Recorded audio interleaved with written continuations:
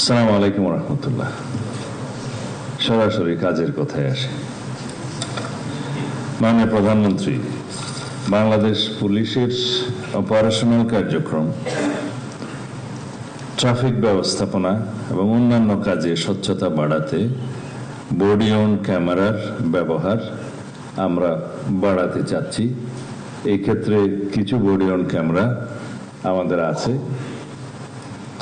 আমরা ভবিষ্যতে সকল পর্যায়ে যাতে বডি অন ক্যামেরা ব্যবহার করে রেকর্ডেড রাখতে পারি সব বিষয়ে, তদন্ত, অপারেশন, সমস্ত কার্যক্রমে, সেই জন্য ব্যবস্থা নেব।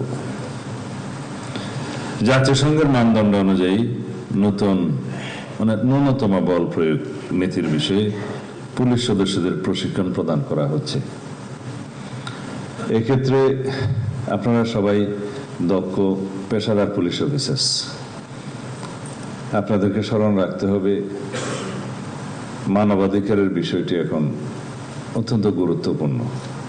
কিন্তু তাই বলে আপনারা অপরাধ কার্যক্রম বন্ধ করতে গেলে বা কমাতে গেলে বা প্রসিকিউশন টিমকে সহযোগিতা করতে গেলে তদন্ত কার্যক্রম যাতে সুষ্ঠুরূপে পরিচালিত হয়, সেই জন্য আপনারা কৌশলে যা যা করতে হয় সেরকম মানবাধিকারকে সমুন্নত রেখে সকল কার্যক্রম চালাবেন না। সড়ক, মহাসড়ক, নৌপথ, রেলপথ, শিল্প ও কলকারখানা এবং দেশের গুরুত্বপূর্ণ স্থাপনার নিরাপত্তা নিশ্চিত করার পাশাপাশি রোহিঙ্গা ক্যাম্প, যেটা FDM এর নামে পরিচিত, স্পর্শকাতর স্থানেও বাংলাদেশ পুলিশ দক্ষতার সাথে দায়িত্ব পালন করছে।